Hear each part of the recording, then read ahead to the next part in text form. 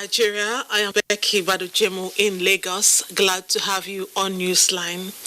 It's not too late to say Happy Democracy Day. In spite of the COVID-19 pandemic, June 12 was marked, and President Muhammadu Buhari made a broadcast in the morning of that day. He talked about the many achievements of his administration, covering all sectors. We will highlight the transformation of some of these sectors tonight. Staying safe remains priority for now. The coronavirus is still looking for bodies to ravage. Donning a face mask can prevent its incursion. Majority of Nigerians appear in public masked up, but they are doing it with style and class. Some are also improvising. There's an interesting piece on that subject. Meanwhile, sexual crimes seem to be happening around the country. We have accounts on some recent attacks that are under investigations. Also from our crime file is a sad story about a woman who spent 2 years in prison for an offense she did not commit. Then an update on the conjoined twins that were surgically separated in Abuja several months ago. But let's watch the news, and it will be time for the big stories. Over to Elizabeth Omori in Abuja. Thank you so much, Becky. It's nice to have you join us on the news segment of the program. The presidency has acknowledged concerns by several members of the public regarding a recent incident among occupants of the State House which led to the arrest of some staff by the police. In a statement, Senior Special Assistant to the President of Media and Publicity, Garba Shehu, assures Nigerians that the President and Commander-in-Chief of the Armed Forces, Muhammadu Buhari, is not and was not at any time in any form of danger arising either from deadly infections or the reported incident by security personnel, which is currently under investigation. This particular incident happened outside the main residence of the President, and relevant authorities have been mandated to investigate the matter for the law to take its course. Now to political matters. Governor Muhammadu Inuwa has played host to the Senate President, APC governors, and other politicians of the Northeast extraction. Emmanuel Akila reports that the Northeast meeting was to ensure fair representation of the zone with regards to the vacancies of the APC National Secretariats. The Northeast Caucus meeting was delayed by the COVID-19 pandemic and the attendant restrictions on gatherings and travel. With gradual easing of the restrictions by the federal government, the APC Northeast Zonal meeting is conducted with strict compliance with the COVID-19 prevention protocol. Senate President Ahmed Lawan called for unity among politicians in the region, while the three APC governors in the Northeast, Inuwa Yahaya of Gombe, Memala Buni of Yobe, and Babagana Umar Zulum of Borno, all agree that the zone's problems can best be solved by the people of the zone, beginning with exemplary leadership. It's an emergency meeting which basically has a one-item agenda, which is endorsement of the nomination of the National Secretary and that of Zonal Youth Leader and that of Deputy National Auditor. And accordingly, actually, Waziri Bulama's nomination was endorsed and hereby forwarded to the National Executive Committee for ratification. So also the nomination of Abubakar Musa for Zonal Youth Leader and that of Shetima for National Deputy Auditor. That's just it, and also we talk about some issues. The meeting, which lasted for 40 minutes, was also attended via video conferencing by the Secretary to the Government of the Federation, Boss Gida Mustafa, and Senator Mamad Njimo Goji. In Gombe, Emmanuel Akila, NTA News. Still on electoral matters, the All Progressives Governors Forum has unanimously reaffirmed commitment to work for the unity of the party. Chairman of the forum and Governor of Kebbi State, in a statement after their virtual meeting, said the governors have collectively agreed to work to ensure fair and democratic internal party mechanism for the selection of party candidates in all elections, especially in respect of Edo and Ondo States 2020 governorship elections. The statement said the members are confident that the party will resolve all current challenges and emerge stronger. The contributions of the founding fathers of Nigeria to the country's democracy is immeasurable as history goes. However, the recognition of June 12 as Democracy Day redefined political values in the country. Haman Jabani tells us more. political leader or a politician can be anyone who has taken up the responsibility of governing. History has given Nigeria excess of these crops of people who have dedicated their lives to the betterment of the country. Nigeria's political leaders' Hall of Fame parades names like Dan Suleiman, Chief Frank Kokori, Pa Alfred Ronwami, Pa Anthony Enahoro, MK Abiola, Chief Bola Ige, just to mention a few. These politicians have at one time or the other impacted on Nigeria's political atmosphere over the years. Chains of events snowballed into an election described by many observers as one of the most credible in the history of Nigeria, which brought about the setting aside of a day to reminisce these events. June 12 has stood the test of controversy with a stamp from the Buhari-led administration as Nigeria's Democracy Day. One man stood out of the crowd in these announcements of June 12, Chief Moshood Abiola. He contested for the highest seat in the Federal Republic of Nigeria with a landslide win, but that election was annulled. Nigeria as a nation is celebrating her Democracy Day officially on June 12, which many say is a rebirth and a memorable day in the history of democratic processes in Nigeria. For some, the day also brought about unity among Nigerian citizens, especially the older generation. Observers in Nigeria's politics believe that President Muhammadu Buhari's decision to designate June 12 as Democratic Day invested the late MK Abiola and Babagana Kingibe with national honors, and the renaming of the Abuja National Stadium as Moshood Abiola National Stadium, a patriotic and democratic gesture which Nigeria's founding fathers stood for. They had an idea which they hope that will nurture into a nation that will give each and every citizen a sense of belonging. The fact that Mr. President, despite his military background, he's so democratic, even more democratic than some of us that are co-politicians. It is believed that Nigeria started on a good note with the nation's founding fathers at the helms of affairs, driving the nation to greater height through dedicated, selfless, pragmatic and prudent management of country's scarce resources.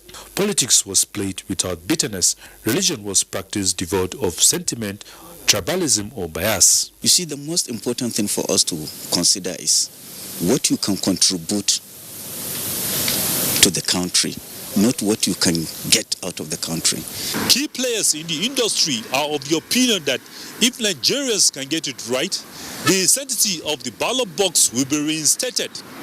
The despair electorate will work with smiles and renew hope to vote for credible leaders, and the people can learn something from the lives sometimes of all those that contributed to the growth of the country's democratic journey.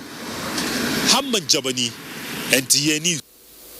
Now, as democracy deepens in Nigeria, media practitioners as frontliners in the entrenchment of the values of this system of government seek implementation of enabling laws to guarantee press freedom in Nigeria.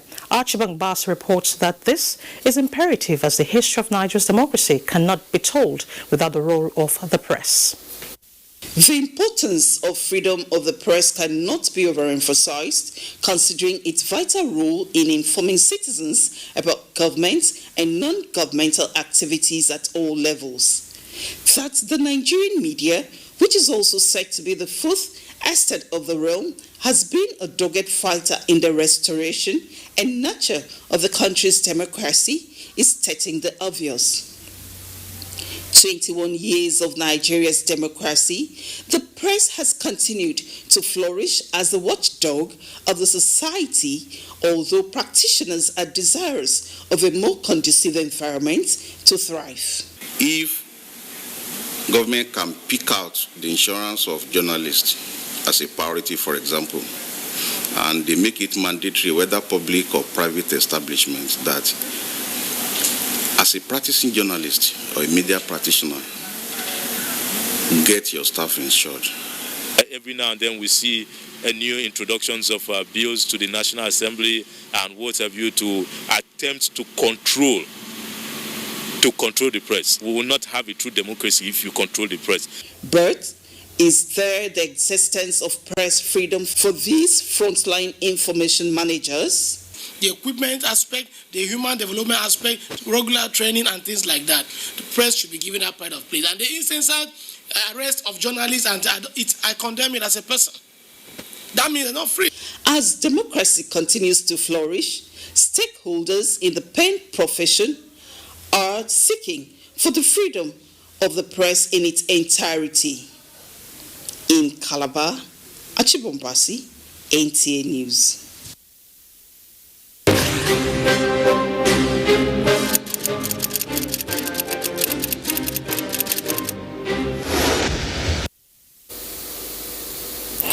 And in all the news, stakeholders in the transportation and commercial sector in Anambra State have commended the administration of President Muhammadu Buhari on the progress made so far on the construction of a second bridge across the Niger. They described it as a national development that will benefit not just the southeast geopolitical zone, but the entire Nigeria. Ekene Undule reports.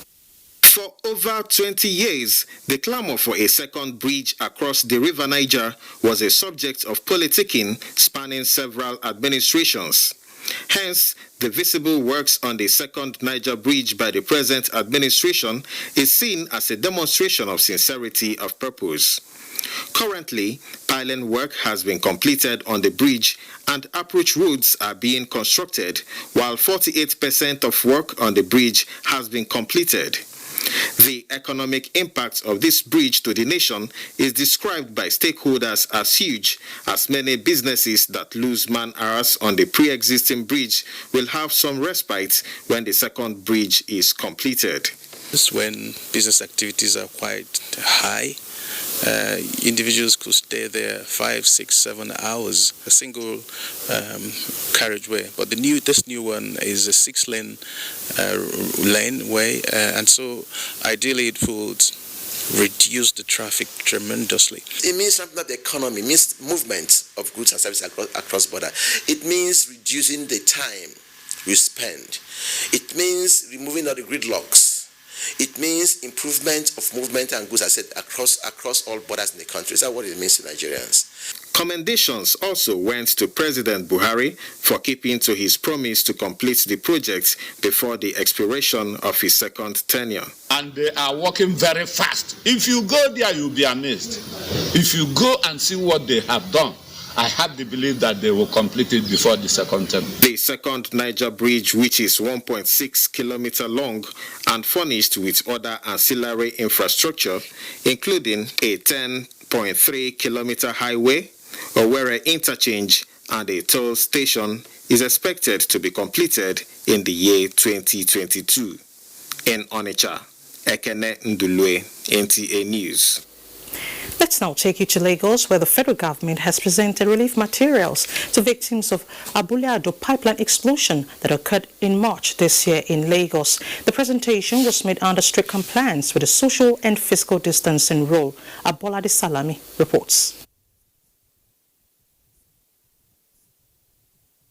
May 2020 was a dark day that will forever be remembered by residents of Shoba Town in Amuwo-Dofin local government area of Lagos State, following a pipeline explosion that claimed several lives and destroyed property worth millions of naira. While some residents are still not over their losses, the federal government, in fulfillment of its promise to render support to the victims, has presented an assortment of relief materials. They include 562 bags of 12.5 kg rice, 562 bags of 25 kg beans, and 562 bags of 12.5 kg gari, as well as vegetable oil, clothing, and some toiletries. It's a big opportunity to our community, and I thank the federal government for giving us this opportunity. Them coming now as a first step to identify with the people is a very good thing. We are very happy. I thank God for this, because at least it will help so many people, not only me, but I thank God for everybody and the government too. So what we are seeing today is in fulfillment of President Muhammadu Buhari's promise on that day, and this is the beginning, and it will definitely continue. 392 persons benefited from the exercise. In Lagos, Abolade Salami, NTA News.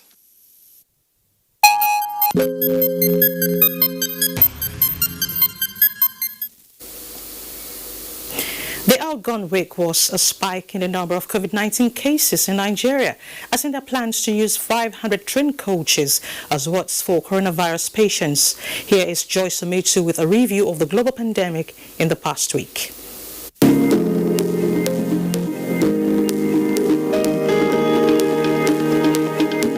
In the outgone week, the number of COVID-19 cases in Nigeria crossed the 15,000 threshold. A review of the daily reports of COVID-19 cases by the Nigeria Center for Disease Control shows that Nigeria recorded a total of 3,196 new cases and 53 new deaths in the past week. However, there are positive signs as a remarkable number of patients who tested positive for the virus have now recovered. During the week, 1,142 new recoveries were documented. Data compiled by the Nigeria Center for Disease Control as at 13th of June 2020 shows that Nigeria has a total number of 15,682 cases of COVID-19, 5,101 recoveries and 407 fatalities. Meanwhile, figures published by Worldometer as at 6 p.m. local time reveal 236,653 confirmed cases of the virus across the continent, 6,292 deaths and 109,397 recoveries. The latest figures show an increase of over 53,179 new infections in 7 days. On the global scene, record by Johns Hopkins University as at 6 p.m. shows 7,916,497 infections, 433,194 deaths and over 4 million recoveries. The total number of cases worldwide rose by 619,137, with 32,733 new deaths in the past week. In other developments, India is to convert another 500 railway carriages to create 8,000 more beds for coronavirus patients in Delhi amid a surge in infections. And that's a global update on COVID-19. Many thanks for watching. I am Joyce Ometu.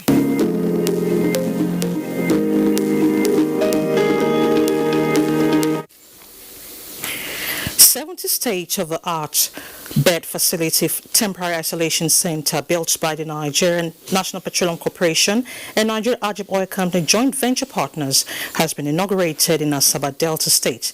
The facility located at the Stephen Keshi Stadium was inaugurated at the instance of the representative of the Minister of State for Petroleum and the State Governor, Dr. Ifeanyi Okowa. Austin Edemodo reports. The inauguration of the temporary isolation center in Asaba marks yet another response by the Nigerian Ajib Oil Company and its joint venture partners, Nigerian National Petroleum Corporation, and Wando to stem the spread of coronavirus pandemic, not only in Delta State but across the country. If the communities are not healthy, our workers are not healthy, the people in the areas that we work are not healthy, the generality of people are not healthy, the oil business cannot thrive, cannot continue. Therefore, it is in our informed self-interest that we decided to intervene in this manner. This initiative has established its footprints in 21 states across the geographical zones of the Federation. Each of these states has so far received consignment of medical consumables, an ambulance, and medical equipment like test kits, ventilators, and others like that. We believe that the state, being a welcoming state, will open its doors also to other neighboring states to share in the medical facility. The temporary medical infrastructure houses 70 beds space, 5 intensive care unit beds, laboratory and X-ray units. Apart from the CCTV and ICT units, the center boasts of a dedicated 300 kVA generator. The governor of Delta State, Dr. Ifeanyi Okowa, therefore acknowledged that the facility, which complements already existing ones, comes at a time the state's COVID-19 cases have hit 245, 151 active cases and 12 deaths. He said the state government will continue to sustain the enabling environment for oil companies to operate, while soliciting for the establishment of more testing centers across the country. And as we look into the future, it's important that we try to engage with the various states and possibly the Nigerian Governors Forum so that we're able to tailor our needs to the supplies that we get from the oil industry. Between 2010 and 2018, the Nigerian Ajib Oil Company and its joint venture partners have completed 405 projects across the south of Nigeria and empowered 38,550 farmers, coupled with the establishment of 74 schools and 35 health centers. I'm Austin Edemodo, NTA News. Nigerians have berated controversial singer Aziz Fashola, popularly known as Naira Marley, for holding a concert in Abuja despite ban on public gatherings by the Presidential Task Force on COVID-19 to contain the virus in the country. Daniel Aderi reports that the Jabi Lake Mall, where the concert was held, has also been sealed off. This video obtained from social media shows Naira Marley on stage on the 13th of June performing live at the Jabi Lake Mall, Abuja, in what was meant to be a drive-in concert that reportedly got out of hands. The concert, which was put together by Play Network Africa, Traffic Bar and El Carnival, saw most of the attendees dancing in clusters without face masks to protect themselves and utter disregard of social distancing rules and ban on mass gatherings spelled out by the Presidential Task Force on COVID-19. Getting wind of the scenario, the FCT Ministerial Task Force sprung into action, securing a court injunction for sealing off the Jabi Lake Mall where the concert was held. The drive-in party for now is not approved in the FCT. If you are passing here, the car park is always very filled. And like what the people who were here explained to us, the car park was very filled and everything was as if nothing was happening until the artist himself appeared and everybody in that manner went wild. He flew in from Lagos, he flew back, and we are very confident and very sure that the government of Lagos State will be doing what we believe they are doing at the moment, asking questions how that actually happened. There have been torrents of reactions from Nigerians about the event. It's unfortunate that the event of yesterday, they're not supposed to have held such a gathering yesterday because they are going to endanger a lot of lives. So certainly I'm not in support of such a gathering. Other people that have stores here should not be affected because they didn't know they were even hosting a show here. We are not even aware and they paid for this rent. So it should be the management that should be held in captivity, not the other stores. I don't see anything wrong with it. The entertainers really are suffering from this thing. So they should release us with the entertainers. I was at work yesterday and believe me, I did not even spend 1 second viewing if Naira Marley was around or not. I condemn it, but at the same time, I don't understand the issue of the staffs leaving their job. Some of us have not been paid like since April or March, and now they're locking down. What are we going to do? Until all restrictions on gatherings beyond 20% are lifted, it is expected of all Nigerians to comply with the guidelines of the Presidential Task Force to curb the spread of COVID-19. In Abuja, Daniel Aderiye, NTA News.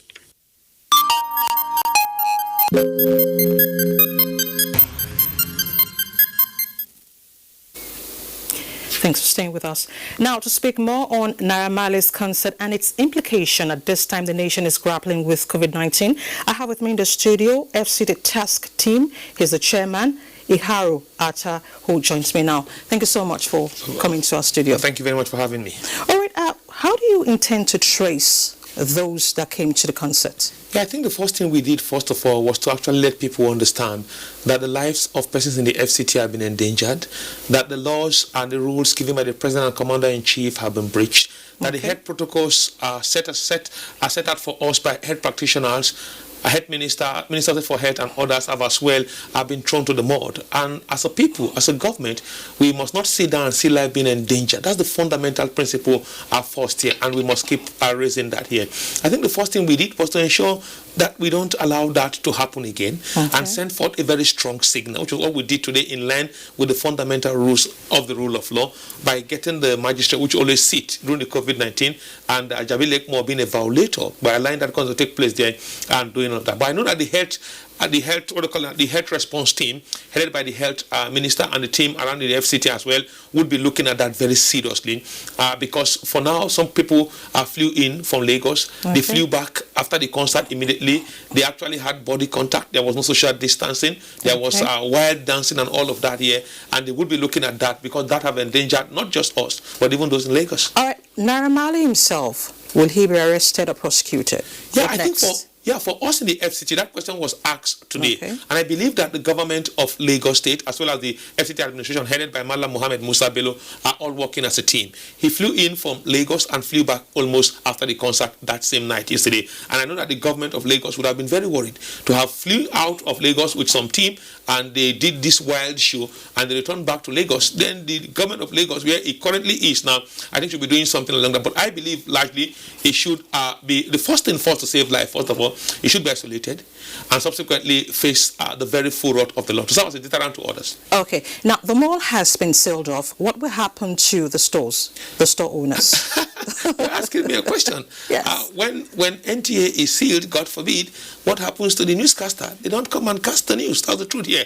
We see the judge in her wisdom gave a verdict that as far as she's concerned, the mall contravened the Quarantine Act signed by the President and Commander-in-Chief of the Armed Forces. Okay. So when you seal the mall is made up of the shop, the car parking lot, and every other component in the mall. So everything now remains under lock and key. That's what the judge gave for 2 weeks here because of the contravention. And that will serve as a deterrent to other persons who would have wanted to do same. The purpose is not to punish the people you see there who are crying, but to ensure that we do what is right and appropriate. The management of the mall gave out the parking space. Ordinarily, it's even a land use contravention in the FCT to have given out a car park for a concert. If one want to do a concert, go look for a big concert. I'm afraid this is the much I can take from you. Thank you very much. Thank you so much. Thank you for your time. And thank you for your efforts. Thank you for having me on. Thank you for having me on set. Moving on now, the presidency has reacted to a statement alleging that insecurity in some northern states indicates that President Muhammad Buhari and the governors of those states have lost control over the protection of the people. Responding to the statement signed by Professor Abdullahi under the banner of Northern Elders Forum, NEF, the presidency decried the misinterpretation of true elders of northern Nigeria, saying NEF is just Ango Abdullahi, and Ango Abdullahi is NEF lacking credible membership. The statement signed by the Special Advisor to the President on Media and Publicity, Femi Adesina, adds that NEF showed its antipathy against President Buhari before the 2019 presidential election, and that President Buhari nonetheless is steadfastly focused on retooling Nigeria for progress. To other matters, give blood and make the world a healthier place is the theme of 2020 World Blood Donation Day, relating to the essentials of voluntary blood donation to saving lives. Uche Ugochukwu reports on how free blood donation meets the critical need for treatment and urgent intervention. Giving life is helping somebody that is in need. I can't just stay and say, let me give my blood out, because I need it in my body. I was able to give 1 pound yesterday. I came by this morning if I can donate another one, even not because of my uncle, maybe for others that need it. But they say no, they can't do that. For there to be more success stories of people willing to donate blood like Dennis, the World Blood Donor Day was set aside to appreciate them, encourage people like Agnes to freely donate, and create more awareness for the likes of Yeni. Making safe blood available has been a challenge due to low donations and scarce test equipment, especially in low-income countries. We also would need facilities that can handle storage of blood, because there are different blood components. The way you store platelet concentrate is not the same way you store the popular whole blood. It's not the same way you would handle fresh plasma if you need to freeze it. So storage is another big problem. Beyond that, I think we're doing well when it comes to test kits. When we talk about safe blood, it means that blood that has been collected from donors that have been screened and gone through all the rigorous checks to make sure that there's no infection, the level is adequate, and every part component of blood is at the right proportion, so it is safe to be used by any patient that needs it. These experts appeal to people within the age limit of 18 to 65 to willingly donate blood 2 or 3 times annually to enable the country attain World Health Organization's self-sufficiency status of 20 to 25 regular donors per 1,000 inhabitants. Although giving blood is all about giving lives, hematologists advise that all safety measures must be adhered to, just as the theme, Save Blood, Saves Lives, suggests. I am Uche Ugochukwu, NTA News. Let's shift attention to security. The Oyo State Police Command has commenced investigation into the alleged rape and murder of a 21-year-old national diploma student of Okeogun Polytechnic, Grace Oshiagu. The victim was said to have been murdered inside a church located in Akinyele local government area of Oyo. She had matted cuts on her body. This case of rape and murder is the third of such in Akinyele local government of Oyo State within the space of 3 weeks. The Oyo State Police Command enjoined members of the public to volunteer credible information to unravel the development. And still on security, the coordinator in Defense Media Operations, Major General John Enenche, Operation Lafia Dole, says the ground troops of Sector 3 and Ed Task Force has successfully repelled attacks on Monguno town and inflicted heavy casualties on Boko Haram Islamic State of West Africa terrorists who attempted to breach Monguno town in Borno State on Saturday. Major General John Enenche further reveals that the troop joined the combined Brave Sector 3 counterattack and precise ISR ammunition delivery by the Air Task Force. 20 Boko Haram and ISOP fighters were neutralized and 4 of the gun trucks destroyed. The troops also captured some of the terrorists and their equipment. The High Command of the Armed Forces of Nigeria commends the land component and Air Task Force of Operation Lafia Dole for the dexterity and professionalism exhibited during the operation. And next is Sports Update with Kene Amanze Marcus.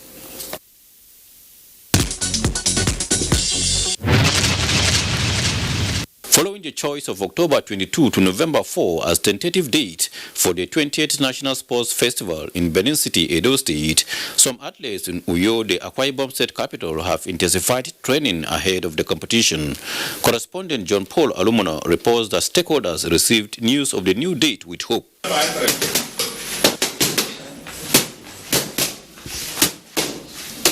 Athletes have been training for quite some time. It's a good thing for us, and of course, we'll have like 3 months to prepare for the festival. So whatever form the athletes will have lost, by the grace of God, we'll see how we can restore it before then. We are very happy, especially for me. I'm very glad because I know I'll be there once more again and display what I have been training for. As countries around the world is locked down due to the coronavirus pandemic, World Athletics says it is working on a shortened season from August to October 2020. President of the athletics ruling body, Sebastian Coe, disclosed that a number of elite Diamond League meetings will also hold within the 90 days. The body issued a 22-page guideline based on scientific and medical knowledge of the virus responsible for COVID-19. Meanwhile, colleagues of the late technical director of the Nigeria Football Federation, Shuaibu Amadu, on June 11 gathered in Auchi, Edo State, to remember the late Super Eagles coach who died on June 11, 2016. Amadu believed in development of human beings. That's why when he came into Edo State to say he wanted to establish a youth development program, all of us embraced it. Wonderful man. Easy to deal with, very strict, very positive-minded human being, and a tough guy as well. They decried the coronavirus crisis that has disrupted normal life and promised to organize a national football competition in memory of the late Shuaibu Amadu during the 5th anniversary of his demise in 2021. With Sports Update, Manzi Marcus, NTA News. In condolences, President Muhammadu Buhari has expressed shock at the death of Mrs. Ibidun Itwa Ihodalu, wife of Pastor Itwa Ihodalu of Trinity House, based in Lagos. In a statement signed by the Special Advisor to the President on Media and Publicity, Femi Adesina, the President shares the pain and sorrow of the family and prays God's comfort for the entire family, friends, and members of Trinity House. And that's the news segment of Newsline today. Becca will be back with fantastic stories for you. Stay with us.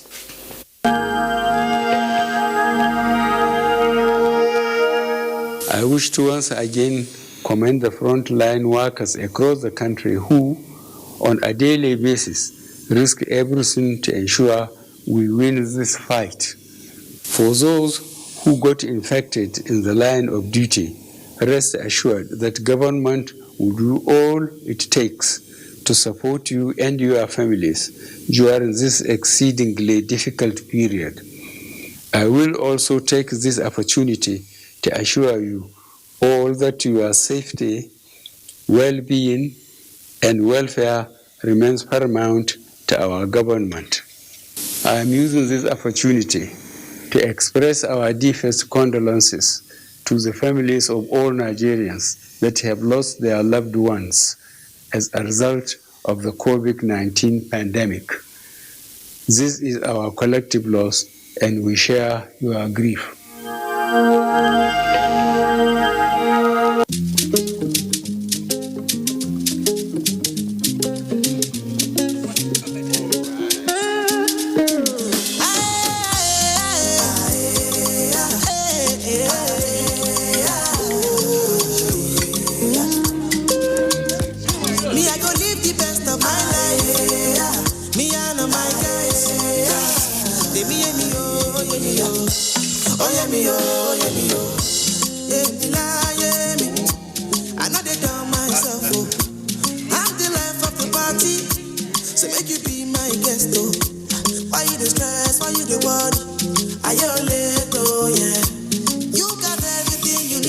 Choose to do this with your stew, but not your data. Get more out of life with the new Airtel data plans. Dial *141# today. Data is life. Airtel, the smartphone network. What is the good life? The good life is every day of your life. It's every day you choose to live with heart. Every day you choose to live in the moment.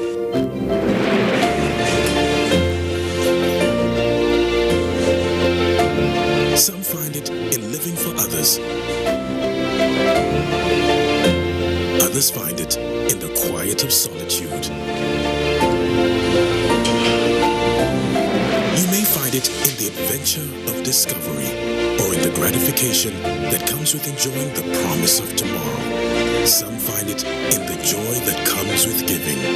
Others find it in the confidence that comes with self-love. Whatever your idea of the good life may be, you can live it to the fullest with your Verve card. Choose Verve for the good life.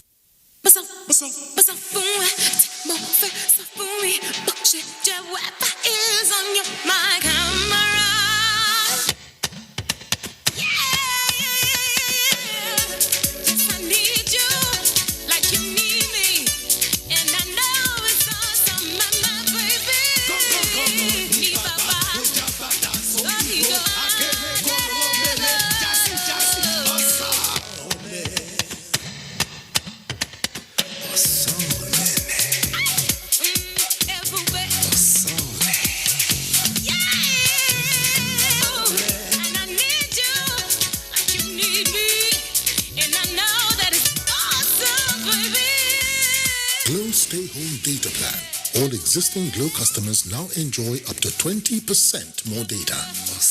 Dial *777# to choose a plan. Glow Unlimited. This commencement of the school feeding program is sequel to a March 29, 2020 presidential pronouncement by His Excellency President Muhammad Buhari, directing the Honorable Minister of Humanitarian Affairs, Disaster Management and Social Development, my humble self, to liaise with the state governments to develop strategies on the continuation of the school feeding program, even though our children are at home as a result of the COVID-19 pandemic. Thank you, Mr. President, for giving us the food. Thank you, Federal Government. God bless Baba Buhari. Tell them. They told me you are the best around here. What can I do for you, sir? I want my own very, very simple. I don't want any shine. If I see any shine. Actually, I'd love some sequins on my skirt. And I don't like any frills. I beg, I want frills on mine. But it must not be too tight. Tight! That tight now, that is what I want. And the transition. Oh, you know what? I want a gown. Me too. I want to come to You know what GMS are this for coming? Hey, did you capture all the information? Of course. course not. Actually. Fantastic. I give my customers what they love because everyone has their unique style. So why should they wear the same thing? Just like MTN for me, which gives unique data and recharge offers just the way you like it. Just dial *121# and turn up great offers every day. Everywhere you go, MTN.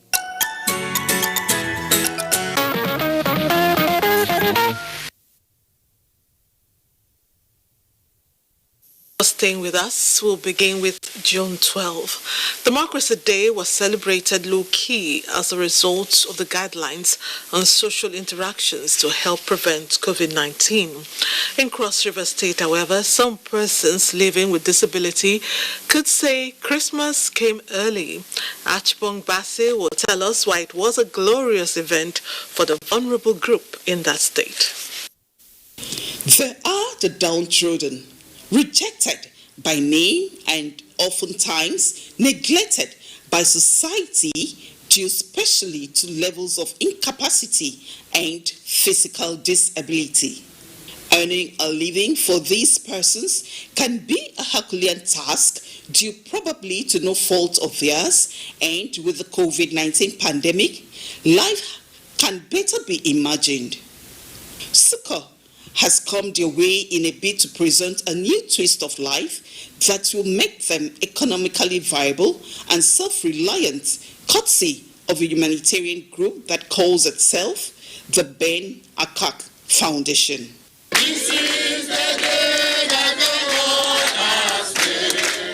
We will rejoice and be glad in it. There's no Cross Riverian that have sacrificed his resources to take care of us, especially in this hard time, the COVID-19 pandemic period. For this humanitarian group, this gesture is one of many ways to uplift the lives of the downtrodden.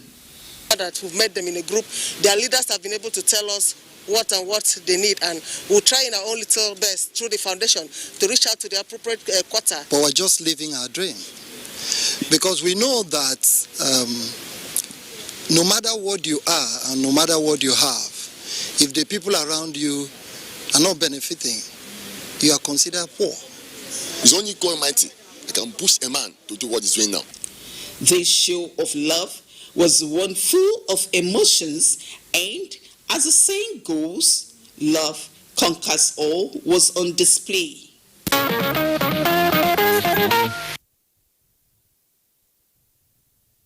Yes, giving them a sense of belonging is very commendable. And still on June 12, in a speech to the nation on Democracy Day, President Muhammadu Buhari emphasized his administration's commitment to enhancing infrastructure in all sectors, including transportation. This assurance is already evident in the rail system, and the prospects of adding Ibadan-Kano rail line to the vast network of the standard gauge is a clear indication that the good days are here. Michael Olaleye takes a look at the gains in the rail subsector and prospects of expansion on the heels of Democracy Day celebration. The joy of Emmanuel Omowajowo knows no bound when his daughter secured admission to study at the University of Ibadan. It is a lifetime dream becoming a reality, but within him, he has the fear of how his young girl will survive the ever-busy Lagos-Ibadan Expressway in her quest for academic excellence. With construction work at 90% along the Lagos-Ibadan rail line, his daughter now has an alternative. In 10, 20 years ago, if anybody should tell me that during my time, we will witness what we are seeing between Lagos and Abeokuta to Ibadan, I would have such. But to the glory of God, the present government of the day has made it a reality. It's a physical something that everybody will see. So we are glad. While dreams are being fulfilled, testimonies are emerging on daily basis, and the safety and comfort that come with traveling through the rail remain unquantifiable. The transport from Lagos to Ibadan is high. Even sometimes the accident and all that. I believe train is something, the accident risk is lesser. If the passenger capacity of the Abuja-Kaduna rail line has grown above 4,000 on daily basis, one can imagine the prospect of economic growth that will be unleashed along the Lagos-Ibadan axis with its about 22 million population once fully operational. This explains why President Muhammadu Buhari, in his Democracy Day speech, emphasized injecting more locomotives, wagons and coaches on rail tracks across the country. When you have a working train, a functional train service in the country, the commerce of that country will go up. Apart from the direct job opportunity that will be available for people, there will be indirect job opportunity. Along the route, people have to, you can see a lot of structures are coming up, and at the stations, business opportunity will come up. The business corridor at Apapa is already breathing a sigh of relief. This is as a result of the commencement of freight operations, which will invariably ease the gridlock at the seaport, in addition to reducing the cost of moving cargoes. What we agreed now is 2 trains a day. I mean, it's just to set off the operations. We intend to scale up to as much as 4 trains in the nearest future. So 2 trains a day takes away 38 40-foot containers off the road. It takes 38 trucks off the road. The Itakpe-Warri rail line has not just been revived, but extended to Abuja, while construction of work of the Ibadan-Kano standard gauge will soon commence. All these, in addition to linking the various dry and deep sea ports to the rail lines across the country, are pointed to the blueprint of the federal government as using the rail system of transportation to drive the economy. The ambitious concept of the rail revolution in Nigeria is gaining grounds, and we will commend government for the effort they have put in. And then all that government needs to do then is to ensure intermodal connectivity so that the rail lines are connected to other modes of transportation to make it easier for everybody. The progress are visible, and it is just a matter of time that the whole country will be connected by rail, which in turn will translate to wealth creation at the grassroots. Which other gains of democracy can be greater than this, Becky? Yes, Michael, the rail system is on its way to becoming world-class. Now let's talk about the dreaded virus. The timeline for Nigeria's response to the coronavirus pandemic is defined by new rules governing human interactions, especially in public. As we know, social and physical restrictions still regulate the conduct of Nigerians, even as the pandemic has hit a milestone of 100 days. Rabi Abdallah will now chronicle major highlights, beginning from when the country recorded its index case in February. The unprecedented global coronavirus pandemic caused by SARS-CoV-2, which originated from Wuhan in China at the end of 2019, has infected over 7 million people and led to the death of more than 4 million worldwide. Nigeria recorded its first COVID-19 case imported into the country by an Italian national who flew in through the Murtala Muhammad International Airport, Lagos. Since then, the number of cases in Nigeria has increased, with Lagos being the epicenter of COVID-19 in the country. The rising rates of infection in Europe and the high number of cases in China at that period, and the fact that international flights were still operating, made Nigeria particularly vulnerable to COVID-19. On the 9th of March, President Muhammadu Buhari constituted the Presidential Task Force on COVID-19, chaired by the Secretary to the Government of the Federation, Boss Christopher, with Dr. Sani Aliyu as National Coordinator, with memberships from various ministries, departments, and agencies. Since then, The PTF has coordinated a multi-stakeholder response to the pandemic. The PTF also serves as an advisory body to the President on specific decisions such as imposing and lifting of lockdowns, provide daily feedback to the public through daily media briefings with journalists. With the PTF holding sway, President Buhari first banned flights from countries with high rates ongoing transmission of COVID-19 on March the 18th, and 5 days later announced a total closure of the nation's airspace and land borders. With the Federal Ministry of Information and Culture, with the agencies and parastatals under it ensuring that the public gets the right information on protection and safety from COVID-19. The priority given to health security by the federal government over the last 3 years through the NCDC became instrumental to the establishment of state public health emergency operation centers in 23 of the 30 states in Nigeria. These emergency operation centers have served as the coordination hub at state level. Nigeria's response to the novel coronavirus pandemic has not been without challenges. Worthy of mention is the global competition for access to reagents and medical supplies, which limited the initial testing capacity of the molecular labs.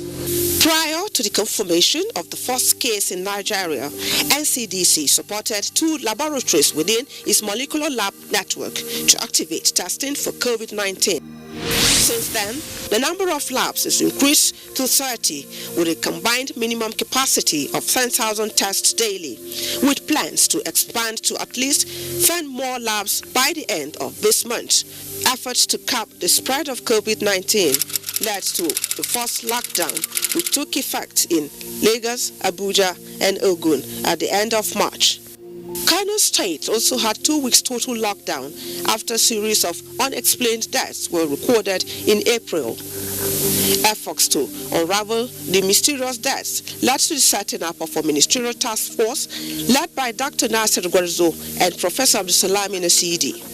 The team, later described as a game changer for Kano and some northern states, swung into action with their findings via verbal autopsy, revealing that 50 to 60 of the deaths were due to COVID-19 in the face of underlying health conditions. 2 states of Kogi and Cross River had enjoyed a zero coronavirus status until the 28th of May, when the index case in Kogi State was announced by the NCDC. Before then, however, the drama that ensued between the NCDC and the Kogi State government when, in the course of trying to ascertain the authenticity of the state's zero coronavirus status, insisted on having the NCDC officials quarantined, is still a subject of discourse among Nigerians. Monday, the 23rd of March, was when the first death from COVID-19 was recorded in the country. It has been a long list of high-profile deaths, which include the late Chief of Staff to the President, Abba Kyari. Health workers and journalists are formidable frontliners in the fight against COVID-19. Doffing is after we have seen the patient, when we are about leaving the dirty area, the patient area, we doff by removing the PPEs. That's why we are at risk. When removing the PPE, there might be some splashes or little mistakes, but that's one of the reasons why we have been trained. I also had this part of coming back to the office and you had people say, hey, you went to isolation center. Oh, you see people shutting their doors. I'm like, oh, please don't come here. Then thinking of going back home. Then the first few weeks, when you feel this scratch in your throat and you're like, hope I'm safe. It was scary, I must say, but I guess it's part of our duty. We need to go out for these stories to get the people informed. On Monday, the 27th of April, President Muhammadu Buhari announced a phased and gradual easing of lockdown measures. The new measures include ban on interstate travels, mandatory use of face masks, and a curfew, just as restrictions of large social and religious gatherings remain in place. The easing restrictions come at a time when Nigeria's rate of confirmed cases is reflecting sharp growth.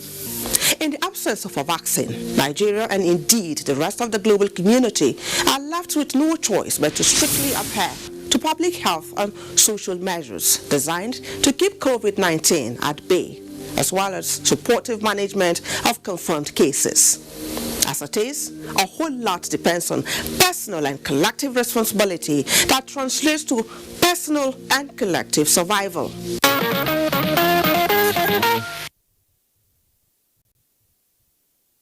It was a comprehensive piece. Thank you, Rabi. Coronavirus is still around. That is why we must stay protected. Meanwhile, the fashion industry has always drawn inspiration from happenings in the world and has done same with the novel coronavirus. Looking around in public, people now make fashion statements with face masks. Tekla Wilke reports on a few eye-catching designs. It came like a thief in the night, lashed onto us while we were deep in sleep and robbed us of our norms. COVID-19 is the biggest nightmare of the century that has dramatically altered life as we know it. The virus is as virulent as they come, as it spreads its venom across the globe, touching on every aspect of society and holding her prisoner at will. While COVID-19 may have had its moment when the world was taking a nap, many countries have since responded to the wake-up call. First, with a shutdown, and then with guidelines and ensured people are protected as they come out of their shells. Top on the list of COVID-19 rituals include keeping physical distance, washing of hands, and wearing a mask. Yes, wearing a mask. Before now, for most people, the wearing of mask was an exclusive reserve of medical practitioners. History have it that since the 1920s, mask is a standard medical accessory in operating rooms. COVID-19 is obviously rewriting history, and like it happened in the great pandemics and epidemics in the past, this novel virus is compelling people, regardless of age, race, gender, and geographical placement, to adopt the face mask as a necessary daily accessory. And as it turns out, face mask is one of the best-selling items in the world today. Going back in time, the word mask reportedly appeared in English in the 1530s. Derived from a Middle French word masque, meaning a cover or a guard for the face, the earliest record of usage of mask dates back to the 16th century BC. Reports have it that some images of people wearing cloth over their mouths were found on the doors of Persian tombs. History also records that doctors started wearing the first surgical mask in 1897, which is no different from the handkerchief tied around one's face. This is a far comparison to surgical masks of today used to prevent doctors from coughing or sneezing droplets onto wounds during surgery. A probe into the evolution of the most current version of face mask called the N95 respirator reveals that the mask actually evolved from the 3M medical mask of 1961. Designed by Sarah Little Turnbull, the mask was inspired by Sarah's own experience of losing 3 of her family members in the 1950s. This led her focus on creating a better medical mask. Her design and influence informed the improvement in the N95 as we know it today. The usage of masks has since evolved from the sole purpose of protection to disguise and even entertainment. There is also the traditional angle to wearing masks. In West Africa and here in Nigeria, masks are used in masquerades that form part of religious ceremonies enacted to communicate with spirits and ancestors. Examples are the masquerades of the Yoruba, Igbo, and Edo cultures. From the animal mask worn in some indigenous ceremonies to Halloween disguises, none seem to beat the current wave of facial masks in most societies.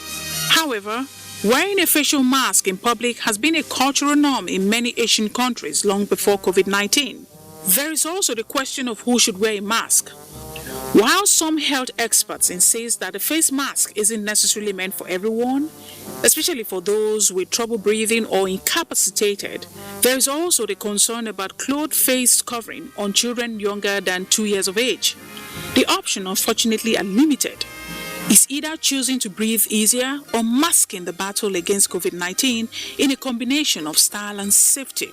Interestingly, some businesses have switched from the production of all kinds of items to churning out striking and stunning-looking masks. And just as sunglasses and hats started out as items meant to simply protect the wearer from the sun, the face mask is blazing the trail in the world of fashion, making bold statements one mask at a time. This begs the question of what has become of the woman's best friend, the makeup. It takes a crisis to form a tactic, and fashion is no exception. And in choosing practicality over vanity, wearing a mask, many insist, is only a sign of taking back control and a small price to pay in healing the earth of the impact of COVID-19.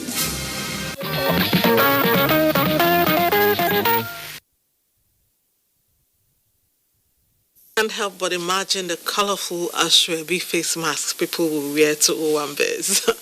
Thanks, Tekla. Let's go on a break now. More captivating reports when we return.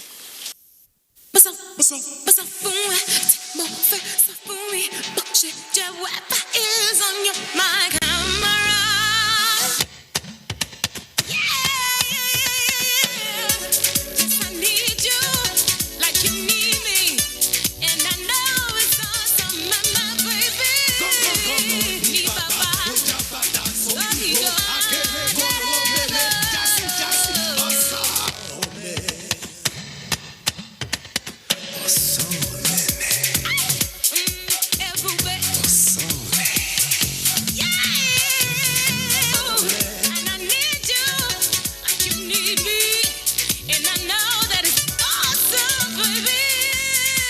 Stay Home Data Plan. All existing Glow customers now enjoy up to 20% more data. Dial *777# to choose a plan. Glow Unlimited. All over the world, the current pandemic has had unimaginable impact on people, communities, companies, and economies. On some days, things feel hopeless. But as an organization that preaches optimism and hope, we cannot afford to let that Uncle Thomas mindset take over. As a people and as a nation, we have no choice but to rise above this pandemic. This is why we have come up with the Rise Challenge, to shine the spotlight on you, our customers, who are doing all you can to rise above this pandemic. You are being innovative, charitable, creative, and resourceful, and we want to hear your story. Every week for the next 4 weeks, we will select 10 of the most inspiring stories to share and reward. If your story is selected, you will receive 250,000 Naira from Union Bank to support the work you are doing to rise above the pandemic.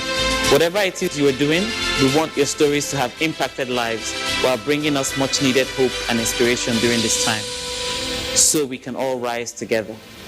For more details on the Rise Challenge, go to www.unionbankng.com/the Rise Challenge. So tell us, what are you doing to rise?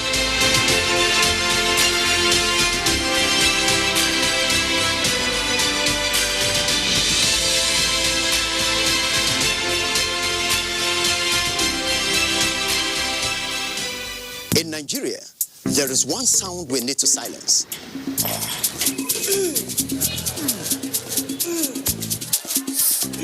So let's silence toothache before it starts with Oral-B All-Round Protection. Its advanced technology helps prevent both tooth holes and gum problems that can lead to tooth loss. It strengthens your teeth, giving them all-round protection.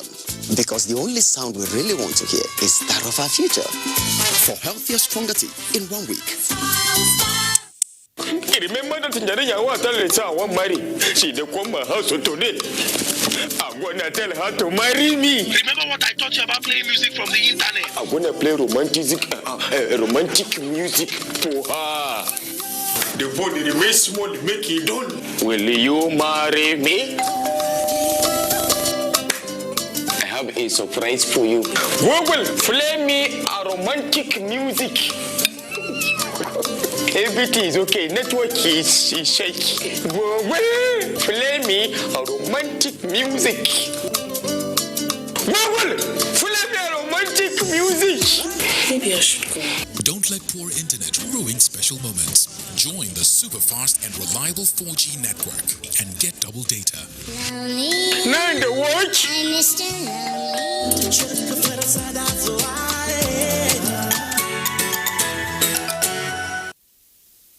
Introducing the new Nivea Dry Impact and Dry Comfort Deodorant. Now with quick dry effect and longer lasting fragrance. Guaranteed to keep you feeling dry and fresh all day.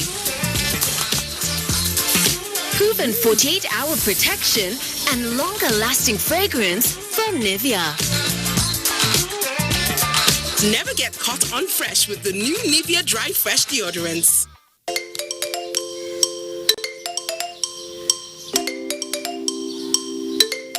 Let's do something more interesting. Let's sing.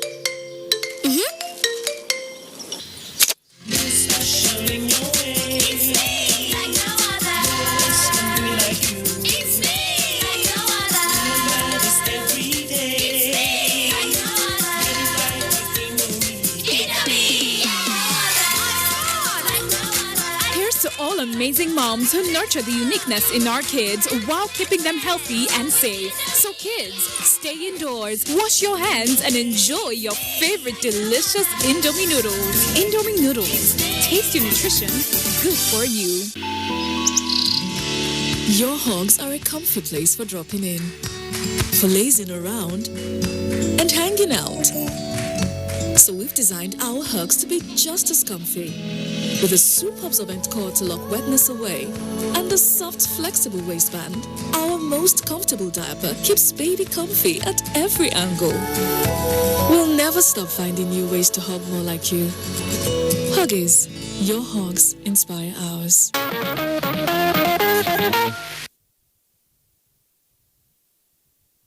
The story you're about to watch sounds like something out of Nollywood, but it happened for real in Abuja.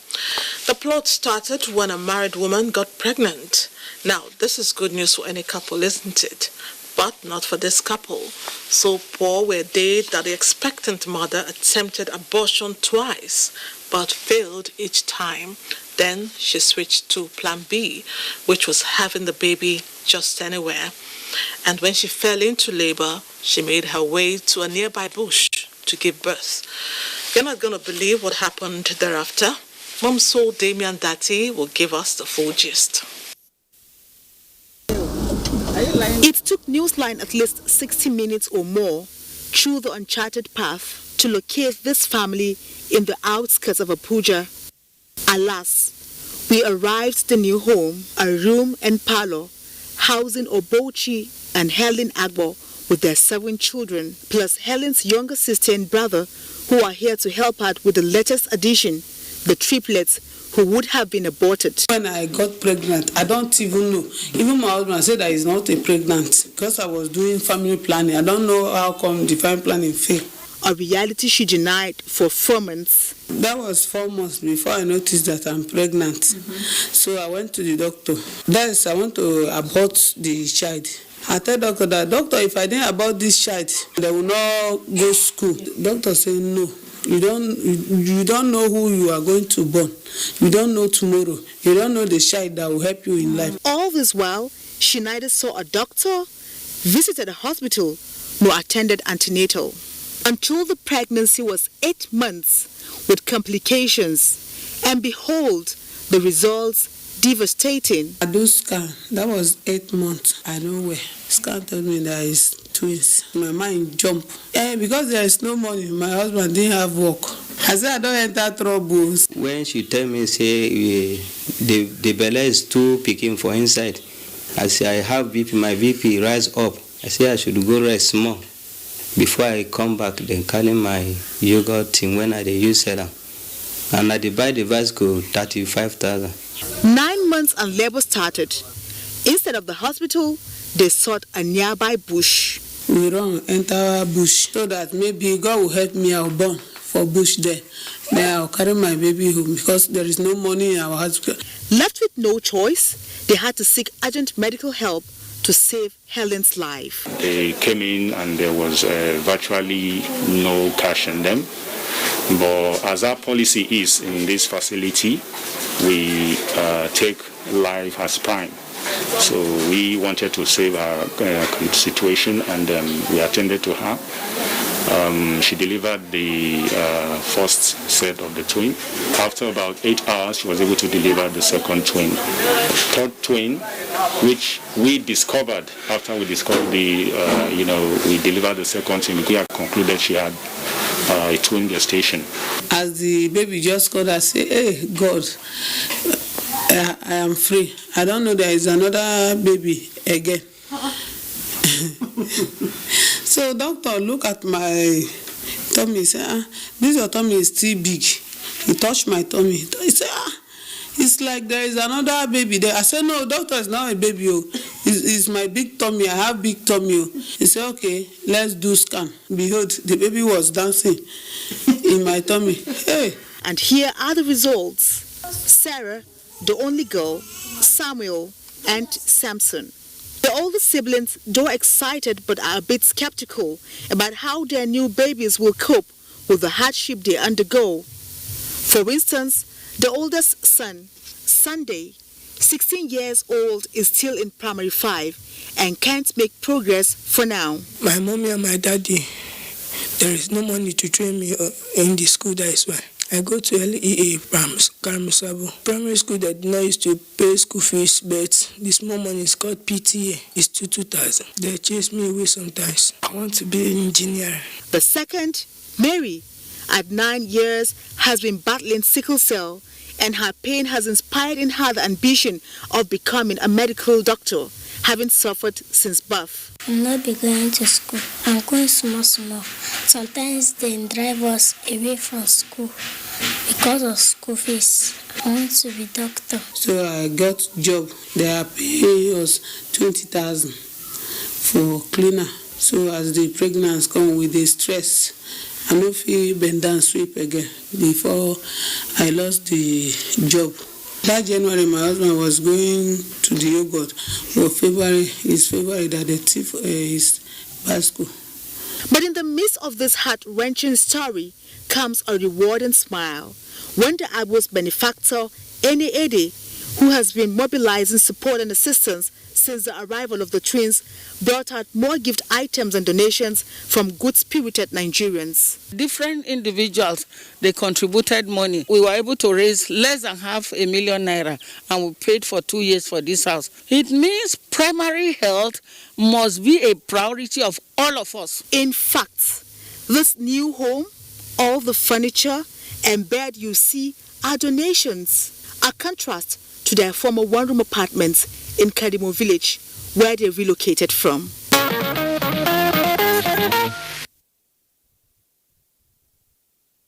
Yes, there were funny sound bites in that report, but it was touching. Let's show some love to the kids and their parents. Yes, of course. Moving on, do you recall the conjoined twins who were successfully separated by Nigerian surgeons at the National Hospital in Abuja? We featured the remarkable story many weeks ago on Newsline. To follow up on their progress, we decided to check up on the family to see how the babies are faring. Let's find out the latest from Hakimat Saliu.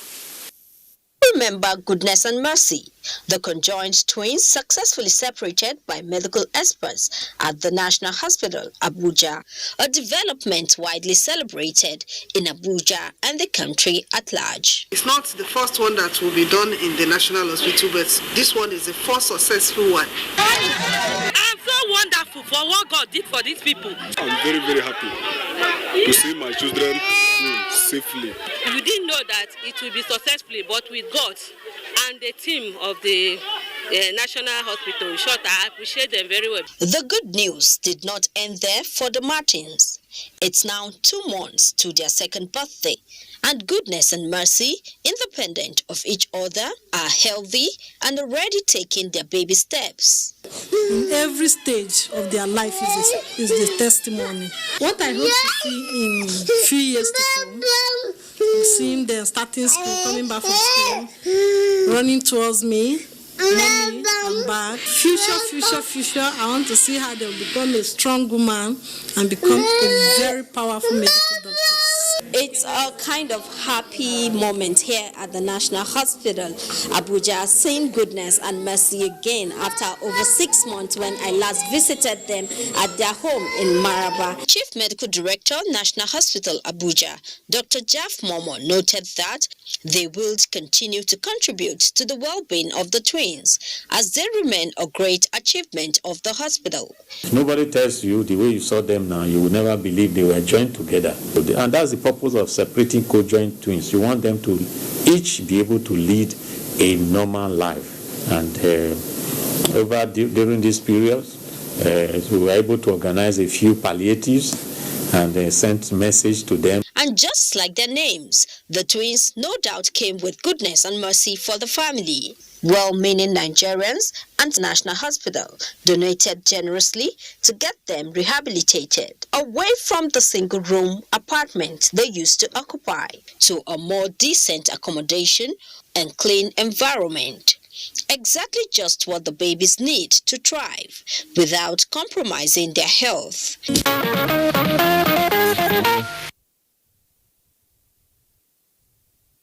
Goodness and mercy are doing well, and that's just great.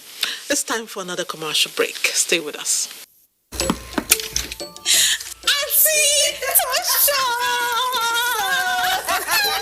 So good to be here. Me too, I brought that specially for you. You see that sanitizer you're holding? That is my protection against germs. Germs are everywhere, and they're always in places like there, and there.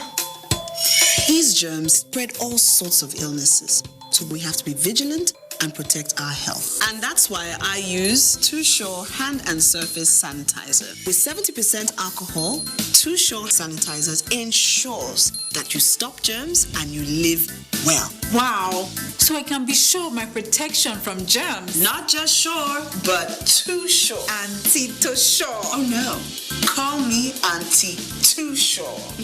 Too Sure Hand and Surface Sanitizer. Stop germs, live well. Introducing the new Nivea Dry Impact and Dry Comfort deodorants. Now with quick dry effect and longer lasting fragrance. Guaranteed to keep you feeling dry and fresh all day. Proven 48-hour protection and longer lasting fragrance from Nivea. Never get caught unfresh with the new Nivea Dry Fresh deodorants. In Nigeria, there is one sound we need to silence.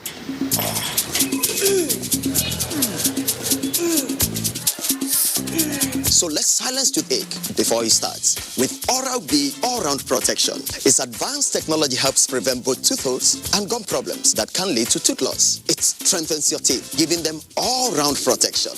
Because the only sound we really want to hear is that of our future. For healthier, stronger teeth in 1 week. Since 1971, Nigeria's foremost human capital development institution, the Industrial Training Fund, ITF, has been at the forefront of equipping Nigerians with skills for national growth. Today's ITF has repositioned and refocused its programs, forging new partnerships locally and internationally to effectively deliver on its mandate. With 37 area offices and 5 industrial skills training centers across the country, ITF is pushing to reduce unemployment by providing relevant technical and vocational skills for employability and entrepreneurship in diverse trades and crafts. Whether you're a public or private organization seeking to improve the skills of your personnel or an individual looking to acquire skills that will increase your chances of employment or even to help start your own business, today's ITF has a program for you. Speak to us today. Contact our area offices nationwide or visit our website www.itf.gov.ng. ITF, developing the nation's human resource. Wetin be this coronavirus thing? Na true? You see this coronavirus wey be COVID-19. Na the whole world palava, and e don dey kill many people for China, Italy, UK, US, Spain, and even for other countries dem. Okay, wetin come be the reason wey dem say make everybody tanda for house? Na because if e dey waka pium go carry am from person wey don get am, you go carry come give your family dem. Na so the thing take dey kill other people for other countries. Okay, wetin come be that social distancing sef? You see social distance. Now make we no come close because this thing na from air and touch now we dey contact am. We suppose dey at least 6 foot away from each other every time. So okay, no be only to wash your hand and to sanitize am alone. Make we no take this washing of hand thing take play but make we come together, join hand as we take pursue Ebola, pursue this coronavirus. Make we be each other keepers now.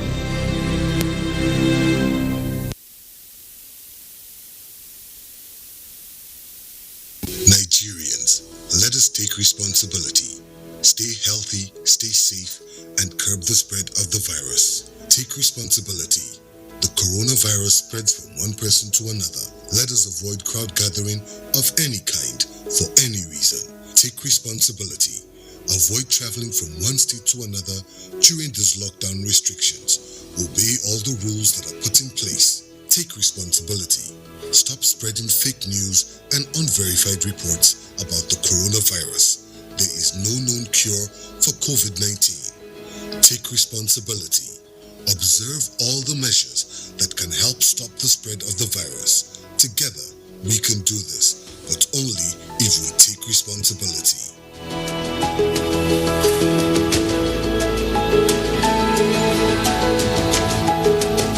This message is brought to you by the Nigerian Television Authority, NTA, Africa's largest television network. The number of the COVID-19 cases in Nigeria is increasing daily, with many more tests ongoing. The battle of testing, isolating, treating, and attending to the affected persons rests heavily on the shoulders of our health workers, constantly putting their lives on the line and at risk to contain this virus, save and protect the lives of millions of Nigerians. To these health workers, we at the Nigerian Television Authority, NTA, on behalf of millions of Nigerians, say a big thank you for all that you have done and are doing. To the security agencies enforcing the lockdown and every other frontliner, we say thank you for putting your lives on the line to save ours. There is no amount of words that can quantify our gratitude. Thank you. This message is brought to you by the Nigerian Television Authority, NTA, Africa's largest television network.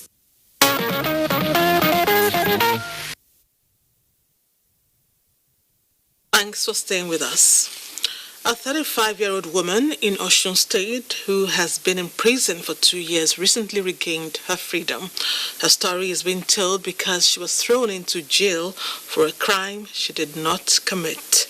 Shegun Lawole tells us that she stood surety for someone very close to her and he disappeared when it was payback time, leaving her to bear the repercussions of the felony.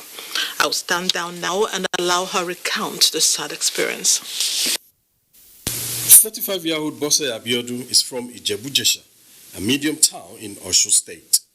High incarceration for 25 months in Ilesha Correctional Center for an offense committed by her husband, Femi, now at large, having jumped bail, has left an indelible mark on her personality.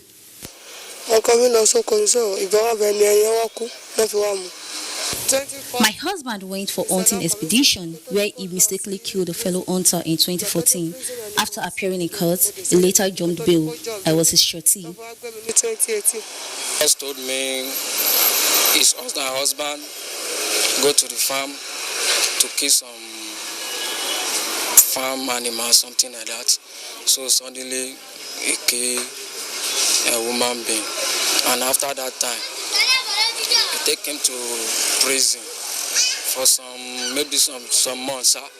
So later then, he came back with a guarantee with his wife and the family member.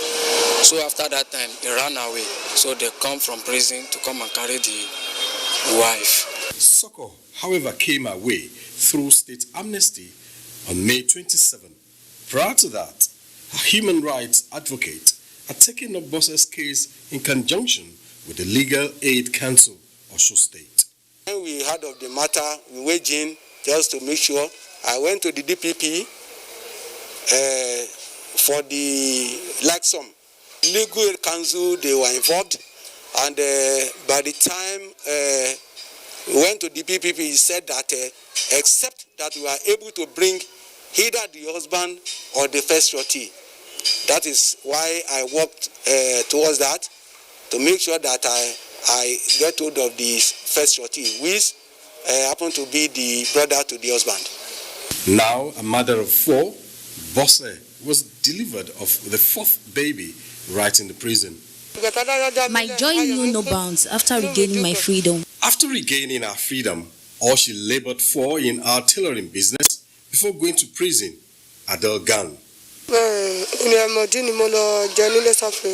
I went to prison for an offense I did not commit.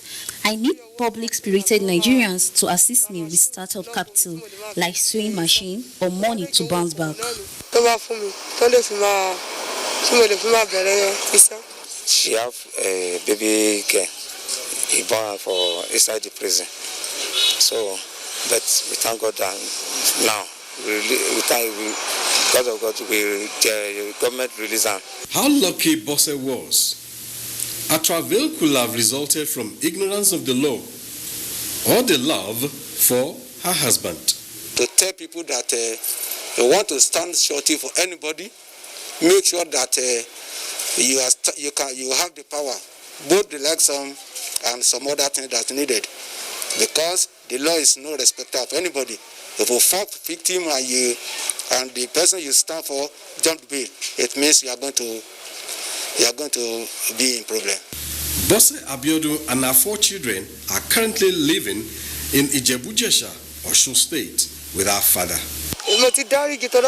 I've forgiven my husband because we are taught to forgive one another, but we are forever separated as husband and wife because I also lost my mother during my incarceration.